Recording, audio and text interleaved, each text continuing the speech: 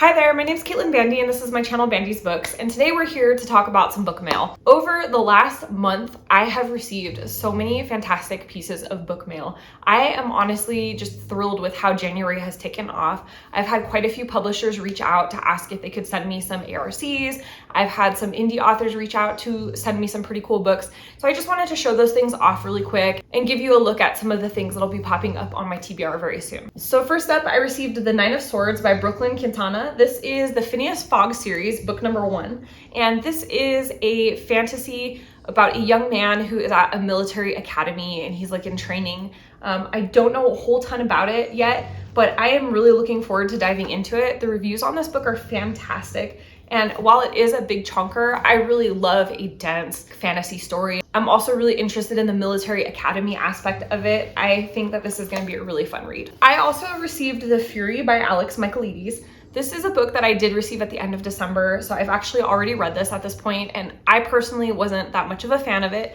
However, I know that it's really popular. Alex Michaelides is really popular, and a lot of people really do love it. So if you are a fan of Michaelides or you're a fan of thrillers, this might be a book that's worth checking out for you. I'm just a really picky pain in the ass when it comes to thrillers, so I think that's more on me than anyone else. Then I received this lovely paperback copy of Age of Vice by Deepti Kapoor. This is a story that's set in Delhi, and I think there's kind of a mystery. There's a Mercedes that jumps a curb. In a blink of an eye, 5 people are dead. It's a rich man's car, but when the dust settles, there is no rich man at all, just a shell-shocked servant who cannot explain the strange series of events that led to this crime. So I've heard really good things about this. I actually already own a hardcover copy of this book that I found at a little free library. So I'm gonna be passing this brand new paperback off to a little free library in the area. I think, in fact, we're gonna give it to my mom. After that, I have All Things Are Too Small by Becca Rothfeld. This is Essays in Praise of Excess. And on the back, this says, while the gap between rich and poor yawns hideously wide, we strive to compensate with egalitarianism in art, erotics, and taste where it does not belong. So I think this is going to be making the case for living a big, bold, and beautiful life. Then I have this copy of We Are Not Like Them by Christine Pride and Joe Piazza. This is a book that I've actually already read and I really enjoyed. And a friend of mine from Bookstagram gifted it to me for a Secret Santa book swap. This was like the perfect book to gift for me. It was one that I didn't have yet and one that I really enjoyed. So I'm very excited to add this onto my bookshelf. Then I received Breath, The New Science of a Lost Art by James Nestor. This was previously published in 2020, I believe. And this is all about how you can use breath more effectively to control your health, to help your anxiety, just to better your whole well-being. And this is something that I really need to work on. I definitely work in a high stress job and I'm very hard on myself. I think I can be critical of myself like anyone can. And so I think taking some time to breathe and use my breath more effectively would be a very beneficial thing for me.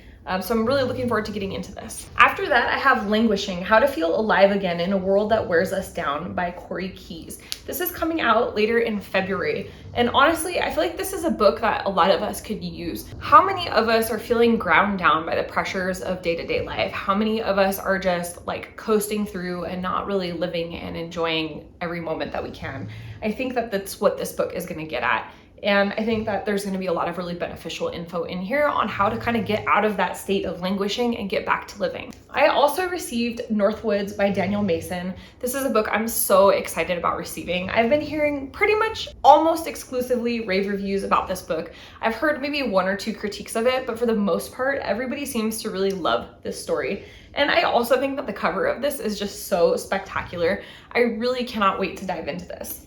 Then I got Glorious Exploits by Ferdia Lenin. This is a book that says it's set in Syracuse, Sicily during the Peloponnesian War, but told in contemporary Irish dialect. I wasn't super familiar with this book, but it sounds really interesting. The cover is definitely very eye-catching, and this is coming out in March. Then I received It's Not Hysteria, Everything You Need to Know About Your Reproductive Health But Were Never Told by Dr. Karen Tang. So this was a book that I won in a giveaway. Flatiron Books was holding, a little giveaway on Bookstagram, and the prize was this copy of this book. Now, you may think it's strange that I was really interested in winning a copy of a book about reproductive health, but as somebody who suffers from stage 4 endometriosis of the reproductive organs and the diaphragm, I really am interested in this book. This is a doctor that really understands women's health. She understands minimally invasive surgical procedures. She understands reproductive disorders.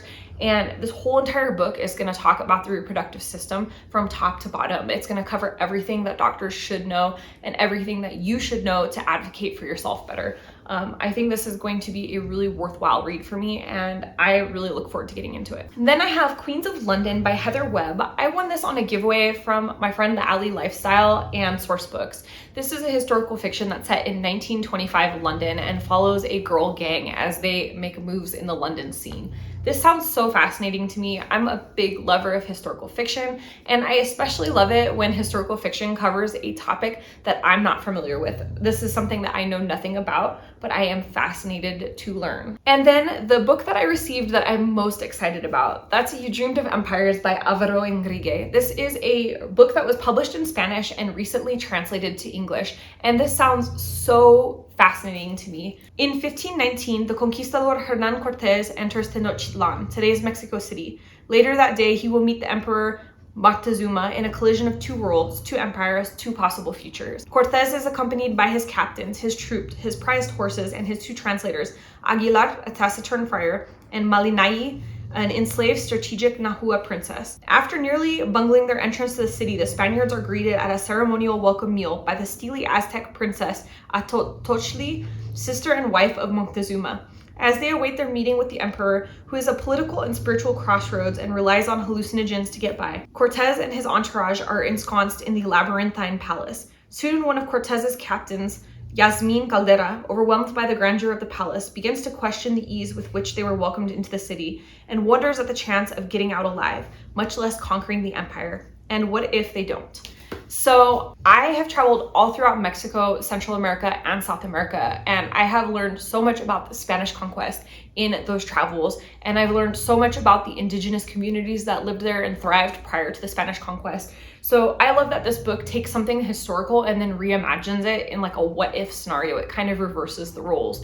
And I think this is just going to be fascinating. I'm like really looking forward to this. In terms of new releases this year, this was one of the ones I was looking forward to the absolute most. So when Riverhead Books reached out to me to ask if I wanted a copy, I was like, yes, please send it my way.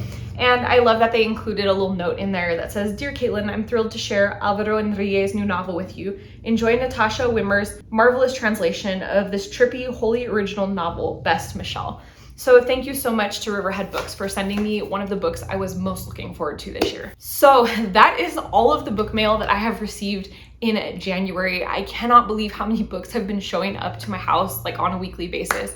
Especially so many really interesting, fantastic reads, books that I was really looking forward to.